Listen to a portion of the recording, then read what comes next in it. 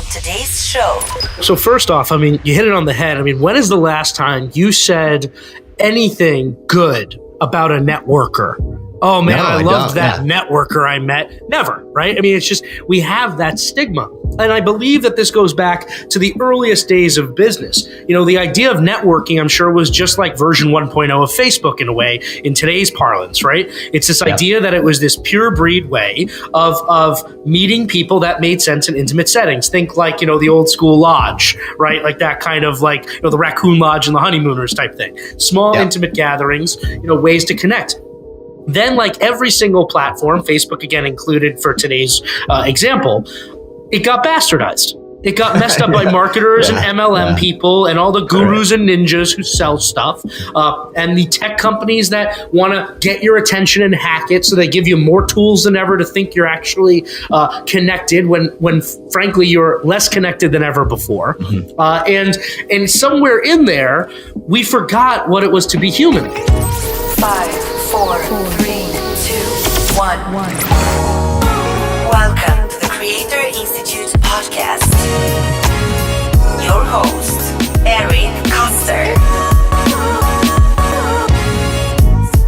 I think if you tried to play the 6 degrees of Scott Gerber, you could pretty much get to anyone in the entire world.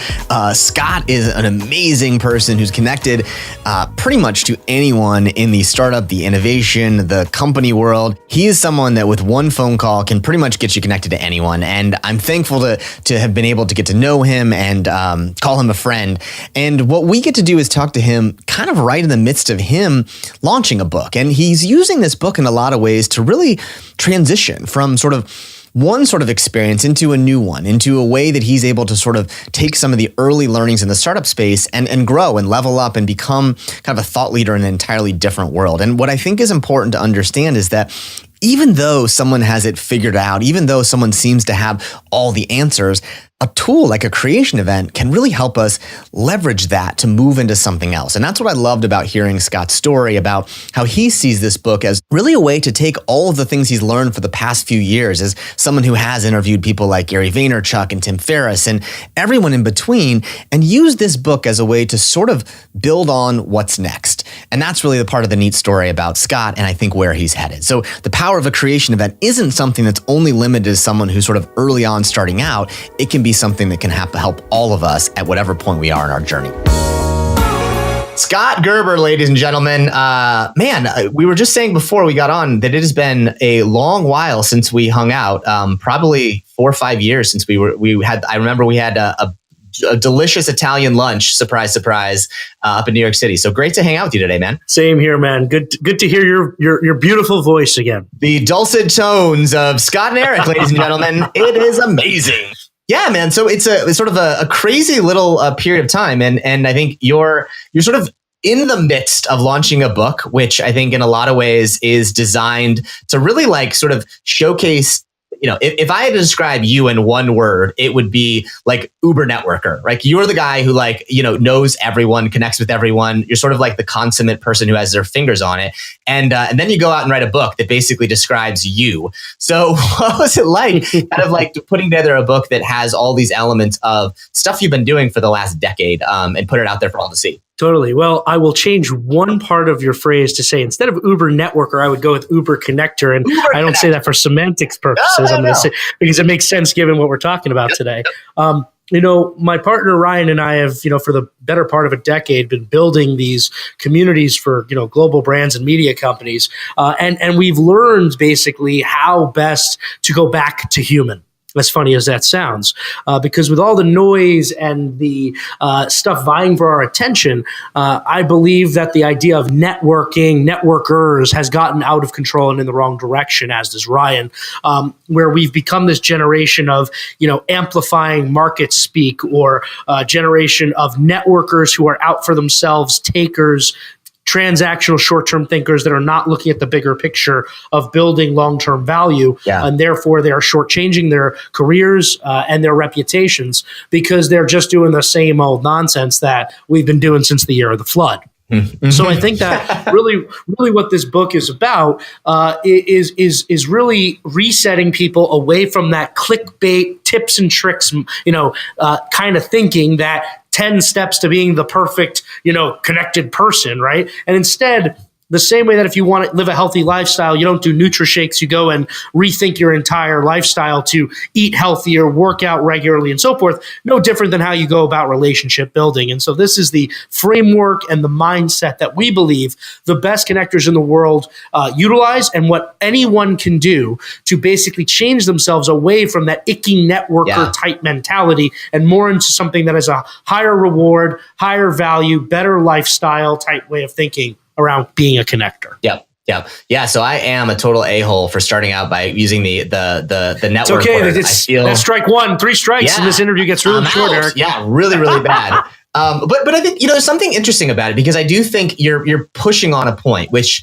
I hear this a lot. Like, I hate networking. I hate it. Like, I don't want to network. And there's this idea of like business cards and like, handing business cards out and following up an email. Why does it feel like that way? Like, why does networking feel so icky in that way? And and how has that happened in your mind, especially in the internet age? Yep, absolutely. So first off, you hit it on the head. When is the last time you said anything good about a networker? Oh man, I loved that networker I met. Never, right? It's just, we have that stigma. And I believe that this goes back to the earliest days of business. The idea of networking, I'm sure, was just like version 1.0 of Facebook in a way, in today's parlance, right? It's this idea that it was this pure breed way of meeting people that made sense in intimate settings. Think like, the old school lodge, right? Like that kind of like, the Raccoon Lodge and the Honeymooners type thing. Small, intimate gatherings, ways to connect.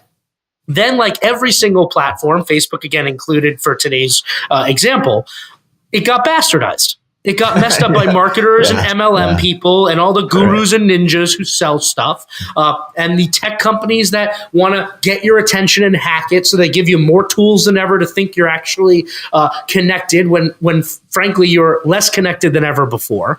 And somewhere in there, we forgot what it was to be human.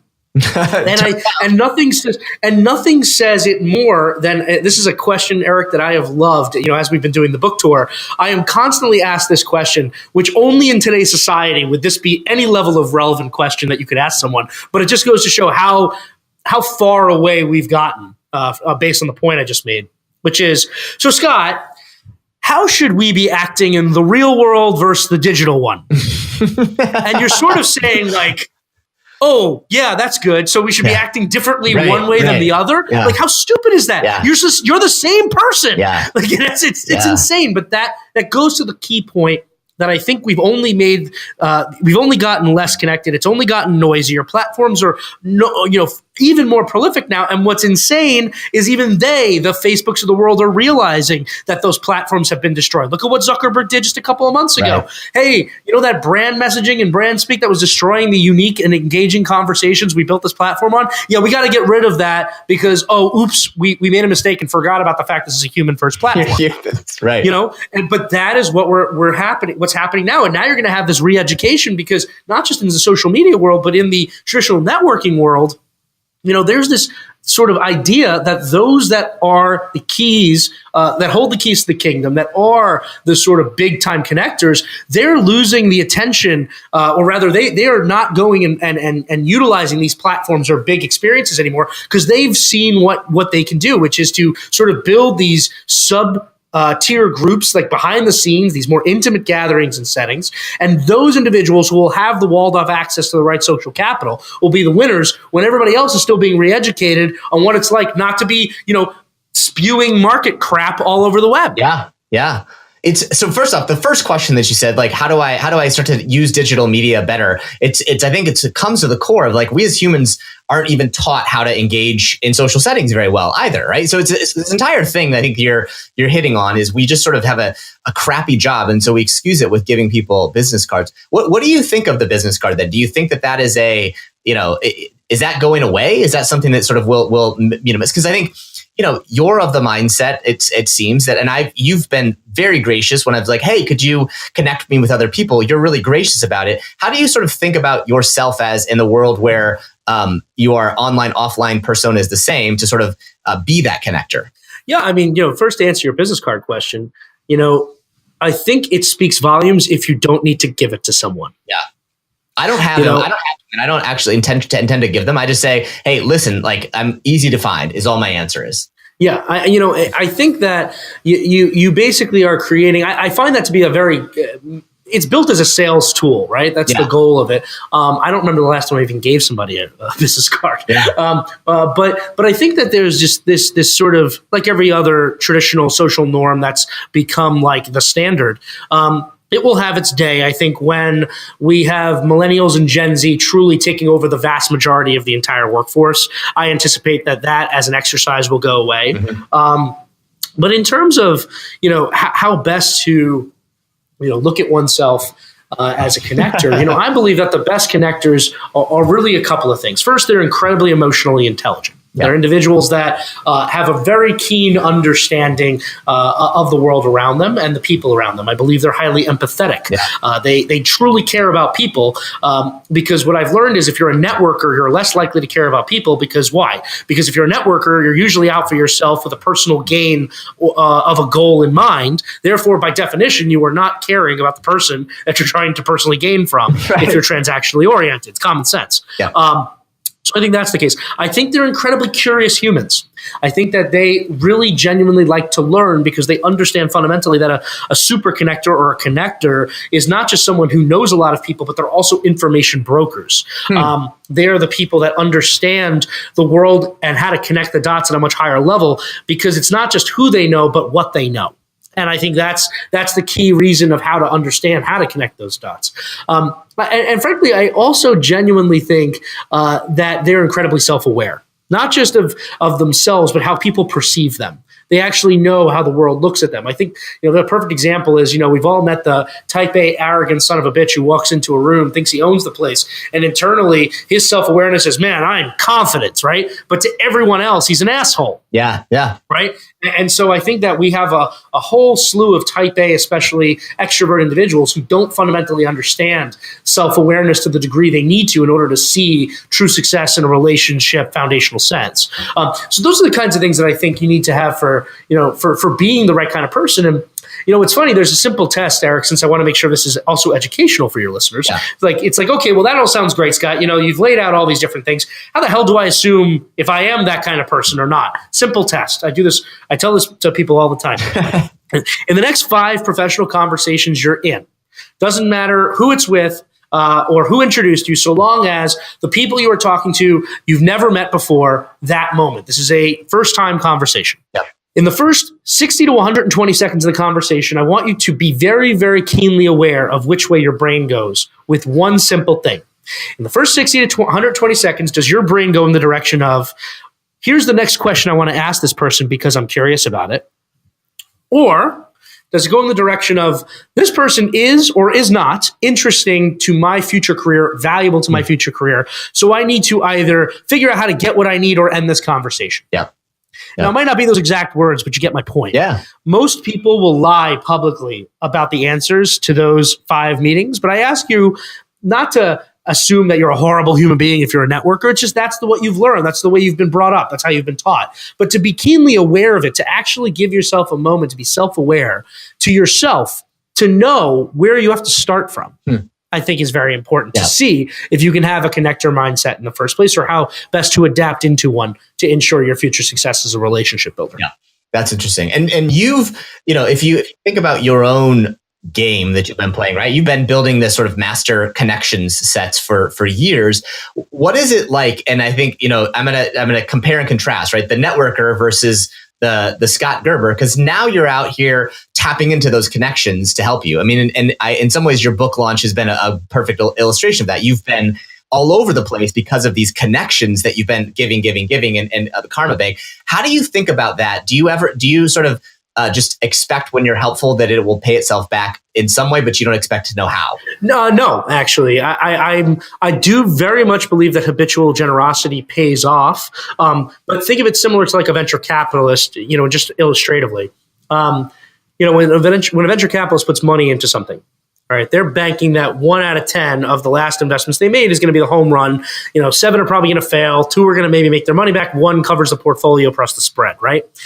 In theory, it's not that dissimilar from how you look at a population that you're building. If you've built yourself around amazing people, right? You don't know which ones are going to eventually be helpful to you or not, but you're building better odds of being successful when when it comes time to need that audience to build upon asks and favors because you have been such a smart curator. And so, my argument is this. I think that there is this fallacy that connectors should not be thinking about profit. I think that's a mistake. Notice that profit does not necessarily mean financial gain.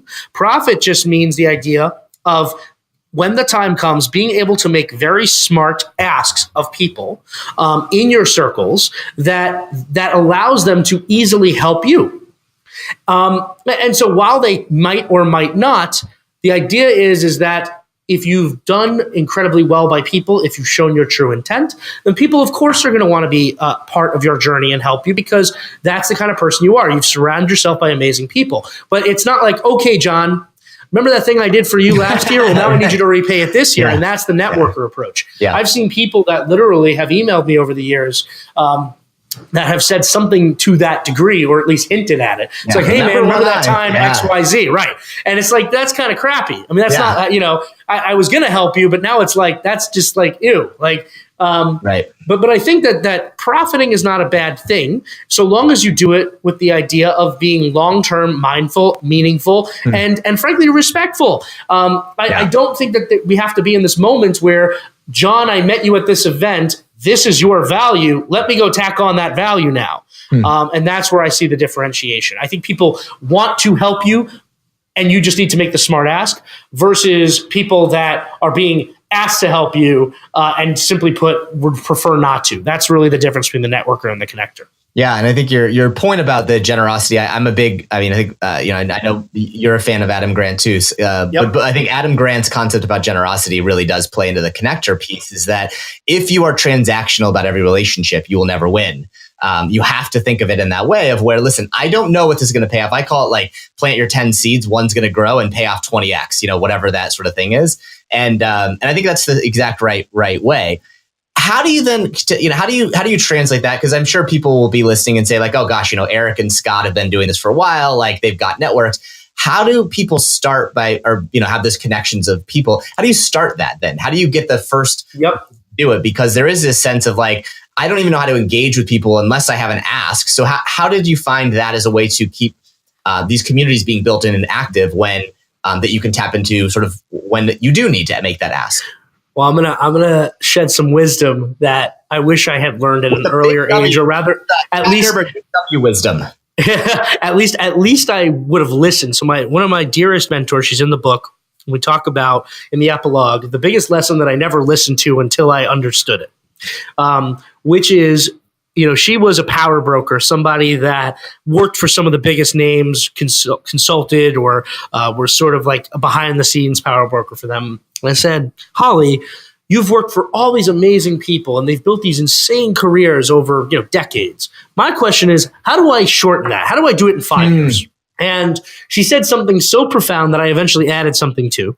And her profound words were, real relationships take real time and you can't cheat real time. I've since gone on to add, you can cheat your time, but not relationship time, because I believe that the best connectors know how to be productivity hackers. And that's the only thing they're allowed to hack, which is their own time in order to make more meaningful time for other activities. Right.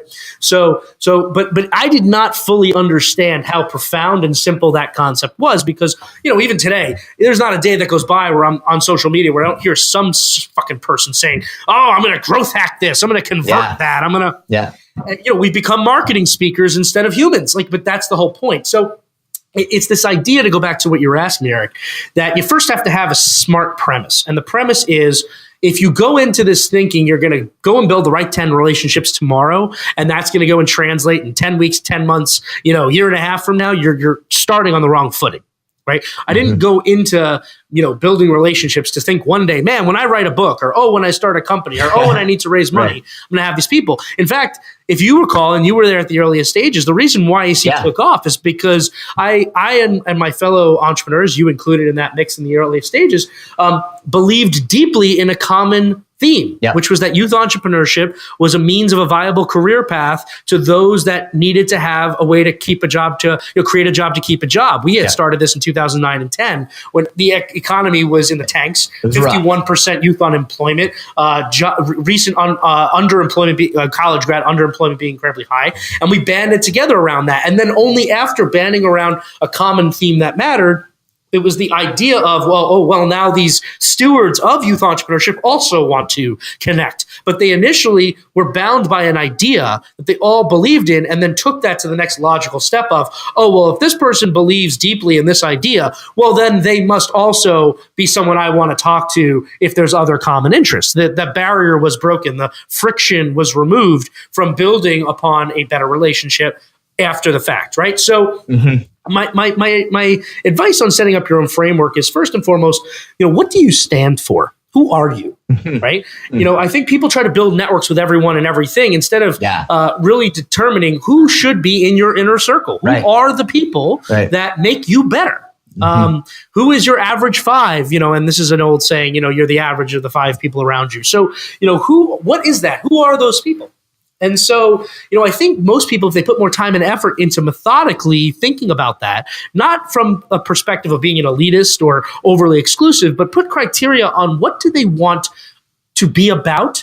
What do they want to be surrounded by? What do they want to be inspired by to be able to be their best selves? And that then helps you to figure out, maybe in order to find the right initial people, I say that I want to be, in circles of, really smart robotics people. I'm making this up.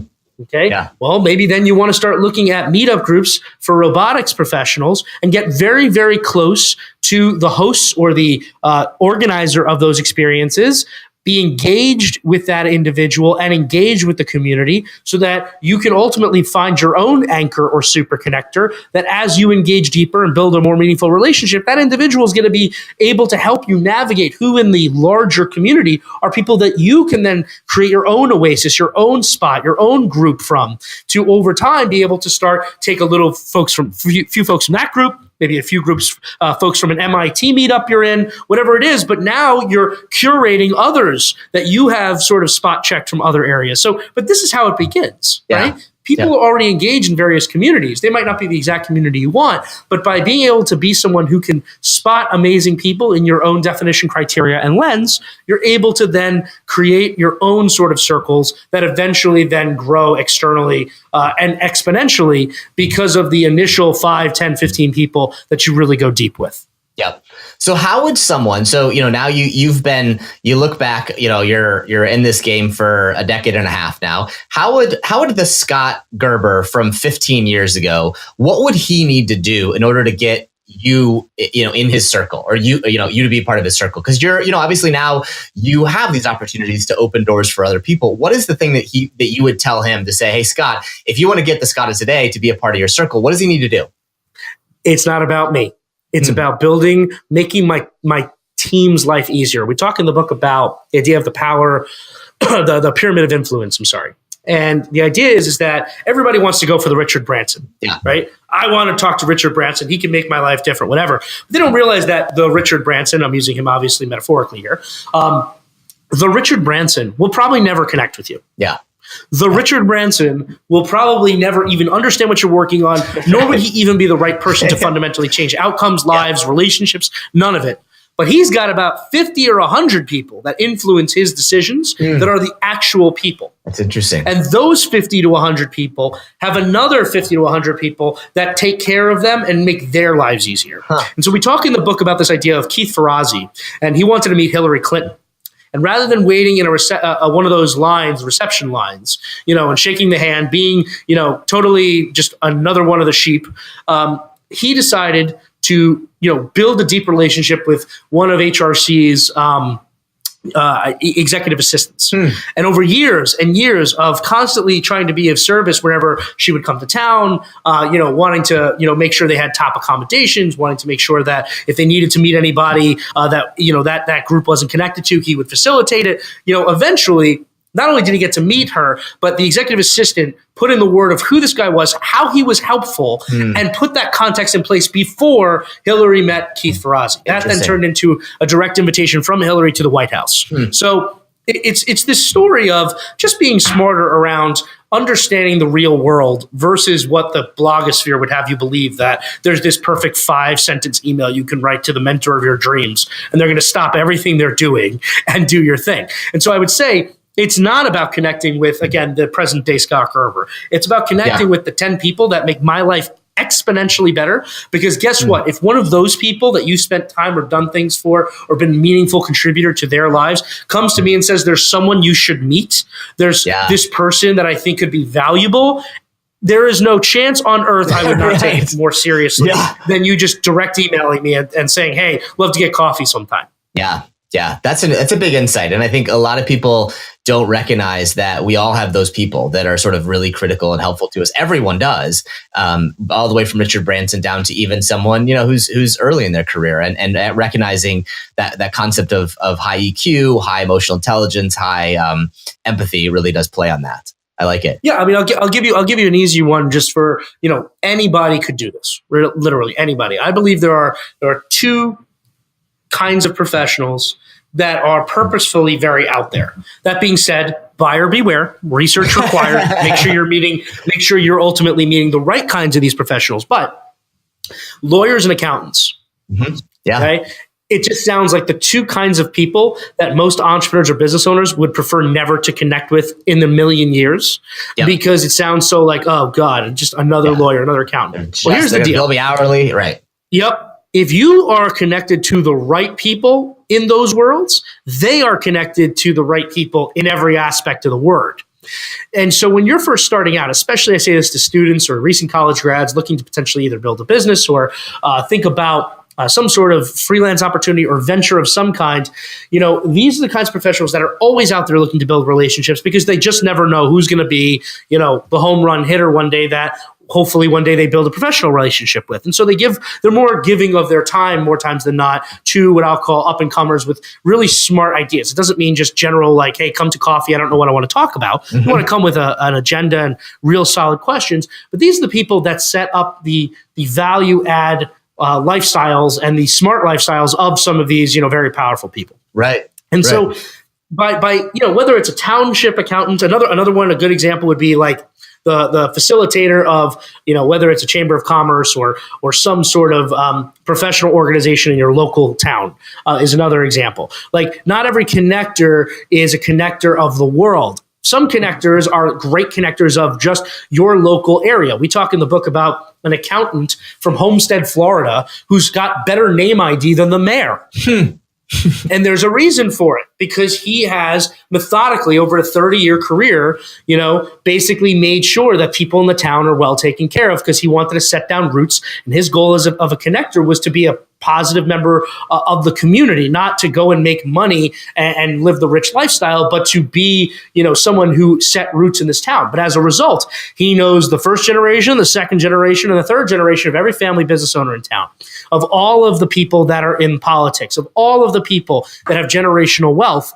And he has been a bridge to many of these various areas, because his name is always seen as the gold standard and the center of influence of that town.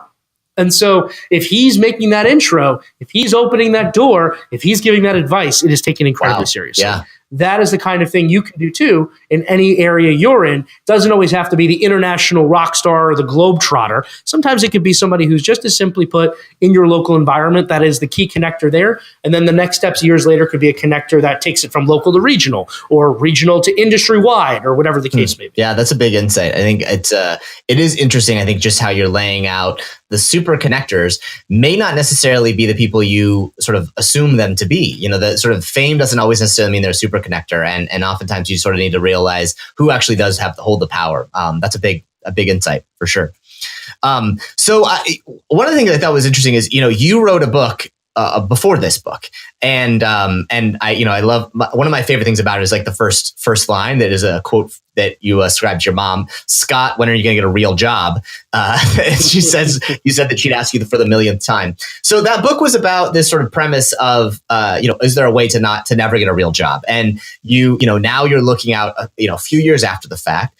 I always wonder, I always think that when someone writes another book, they're sort of answering some of the questions they didn't answer in that first book or things they've learned. What would you redo in that book that you're sort of now answering those questions in the new book about it? What are the things that have changed in your knowledge about that book itself? Yeah, a fantastic question. And I'm always appreciative of first-time questions that I've not been asked before. So kudos, thank you. I think the reality is, for me, that Never Get a Real Job had a very specific audience in mind, right? It was meant specifically for college students and recent college grads who were looking at the barrel of a gun and optionally had not many choices other than what they've been told the choices were, and those choices had failed them because they bought hook, line, and sinker into a narrative that was, sort of pushed on them by people that never had to live in the times that we were talking about, with the levels of globalization, automation, and recession simultaneously coming down on a generation of individuals. And so I think in the book, what I had talked about is diagnosing my biggest failure at the time when I was a college student that nearly bankrupted me to then allow me to stand back up and be able to build my next business. But I didn't put enough stock in what I'll call the bigger picture versus the individual failing. So what I mean by that is I talked a lot about financial mismanagement, decisions by egotism, things that I believed led to collectively the downfall. But what I didn't talk about, what I think looking back, I would have 100% written almost an entire probably chapter, if not reframed the book around the core idea of this, is my real failure was not maybe that I was just an idiot from an egotism perspective, or that I spent too much money, or I made poor business decisions when it came to partnerships. It's I never surrounded myself in the bigger theme with the right people to tell me those were the wrong decisions. Yeah.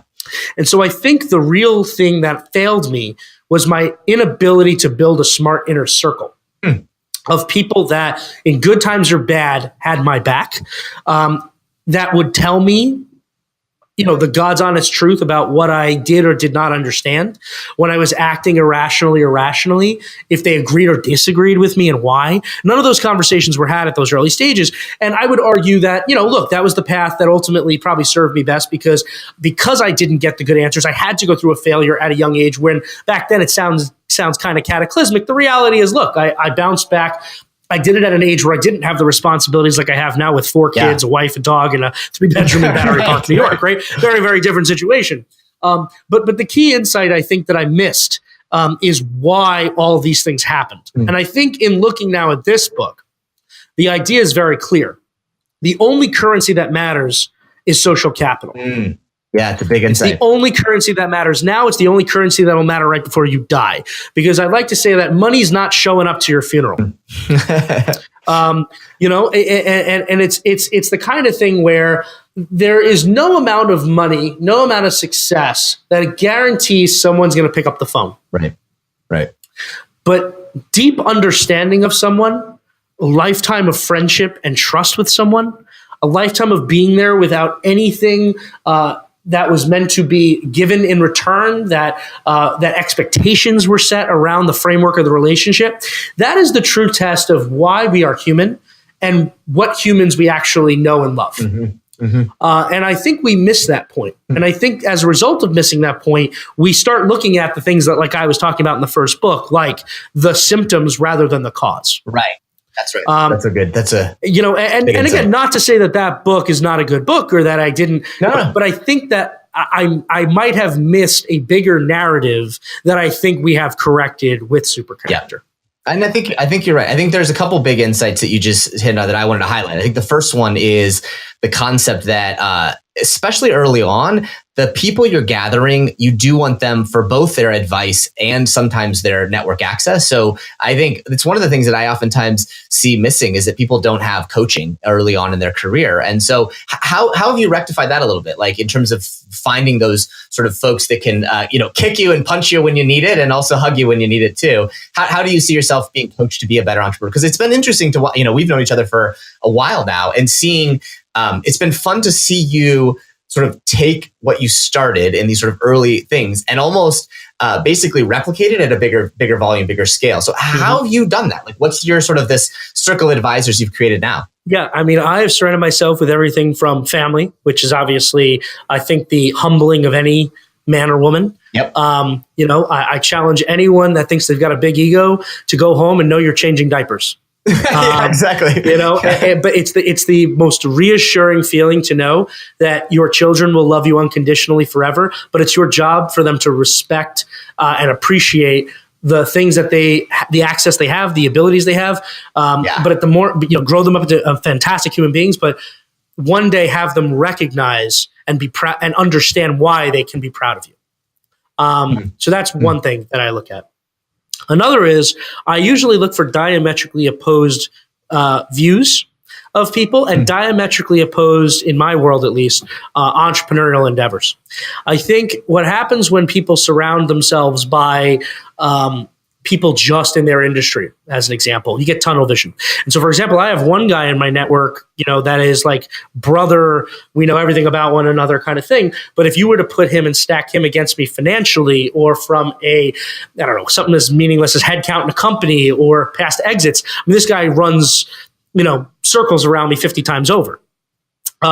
Whereas the other person that I would trust most, can't be as handsome as you. I'm not going to let that say that. No way. But whereas the other person is someone who is a hardcore hustler, small business entrepreneur who, basically knows that he's growing a certain amount every year, small amounts, and that's success in his industry and big success with high fail rates. But if you look at these two, one being potential of being one day a billionaire, and the other, a highly successful person in his own right, but one who's thinking about selling things like air globally, if you will, like, that kind of really big stuff. And the other one that's like, here's food I want to serve someone, make sure it's a great experience, and then sure they return to be a customer again. You get very diametrically opposed views of your own model, of your own thinking, of your own world, because they fundamentally do not understand one another and never could. But you have the benefit of understanding both of them and the benefit of understanding how their lessons learned have different ways in which they affect what you're doing now. And so again, my lawyer, I would consider my inner circle. My lawyer, other than my wife and my business partner, probably knows more about me than my parents, my best friends. Because again, it's just, how this is, man. I mean, at the end of the day, there's just some things that are things you cannot talk about or things that you need such a deep level of insight about after many years that it would be impossible to sort of regurgitate it all so people would understand what you're talking about. So I think that it all came down for me about finding people, first and foremost, that I really believed I could trust, that I genuinely enjoy being around, that I genuinely enjoy learning from. And that I could do everything from having a beer to sitting down for a webinar. You know what I mean? It's a dynamic relationship. And it's something that it's two-way, because here's the other thing. While the quote unquote future billionaire might be, hugely successful, I'm the first one he comes to on 2 or 3 matters privately, even though he's probably got more access to the world than I could ever have. Right. Same thing with the hustler small business owner, right? Like looking at what I've been able to do has helped him realize how to diversify his interests to ensure he's not just looking at brick and mortar style hospitality locations, to ensure that he sees revenue models that he couldn't possibly have looked at or understood, 3-5 years ago. Yeah. So there's a give and take there, but it's not meant to be give and take. It just is natural, Right. And I think, it goes back to a little bit of your earlier point is I think, and one of the things I've always enjoyed about you is just you do have that curiosity of I'm just curious, tell me, right? And I think that comes out in a very earnest way that I think helps you not be that guy, right? You are the guy who basically is curious and authentic good things happen as a result of that. Yep, I appreciate that. Yeah, so I want to kind of wrap on one question. I have a quick rapid fire round, but I do want to talk about another New Yorker who you sort of came up in the game with is sort of exploded in the last couple of years, Gary Vaynerchuk, who you've interviewed, you've had time to know. I think one of the things interesting is, he's sort of had this explosion, and many people sort of see him as like, I want to be like Gary. What do you sort of tell to those folks that through the framework of the super connector about what people don't see about Gary? Because I think people see this, this guy and sort of always spouting advice. But I think in some of your interviews, you sort of reveal a different kind of Gary as that sort of interesting super connector. What would you sort of say about him and your knowledge and experience with him growing up in the game? Yeah, so I'll make the answer a bit broader because people like Gary. Yeah. If they are authentically successful, and again, there's more than enough idiots out there that are spouting crap that shouldn't even have a right to a podium. Yeah. But what I've learned is, look, if you are truly successful, like Gary doesn't need your money, and you meaning the listener listening right now. Mm-hmm. He genuinely is trying to build a tribe of people that he can provide value to. Mm-hmm. But you don't do that unless you are incredibly successful, and the stuff you don't see is what he actually is about. He's from an immigrant family. He's a hardworking guy, probably in the times I've met with him, one of the hardest working guys I've ever witnessed in my life. Can't fathom how he gets it all in a day. I wonder the same question too all the time. Like, man, crazy. It's insane. Amazing. It's insane, but that's how he's wired. Yep. He puts in the time. And again, I think that there's this idea that people think like, oh, Gary's so huge now. Yeah, this guy's been at it for 15 years. Right. I think, again, just because of how much now a lot of people are coming in on the tail because the zealots were there all along, and finally the zealots and the referrers of the zealots then brought the explosion of people around him. But the reality is he's been at this for almost 2 decades. You know what I mean? Like, this guy is incredibly successful, but it was a slog, and he'd be the first person to tell you that. Yeah. I still remember when he was at the small co-working space in Sunshine Suites on the Lower East Side. It was him and 8 people, when they were getting VaynerMedia up and running. Yeah. And so, but that's the side I think, he tries to talk about, but in the context and framework, obviously, of, look, he is a huge success now. Yeah. So my advice to people, in people like Gary is educate yourself as much as you can based on a whole lot of great people. You shouldn't want to be one person ever except yourself. I think that there is this misconception that you think you're going to be the next Richard Branson. You're going to be the next Gary Vaynerchuk. But because I say people say that because they don't know what the next version of them is. I think more people are confused about their futures than admit. Yeah. And so they grasp onto things that they feel they can hold on to, that feel solid. That's what I want to do. But is that what you want to do, meaning you want to own a media agency? I think Gary would be the first one probably to tell you, no, you don't. Is that mean you want to be an author? Do you want to be somebody who's a brand steward, an investor? You're not being truthful with yourself. So you're using the identities of others and the success of others to draw, and beware of that because again, you're seeing the part that Gary gets to do because he did the last 20 years of eating all the other stuff to get there. That's right. And so, great. Congratulations. I can put a camera around you every single day for the next 3 weeks. You're not going to come close to vlogging at the level that Gary does. I could give you a client, okay, but you'd have to work really hard for that client to renew or to give you 10 other clients or 50 other clients because guess what? Most media companies fail. Yeah.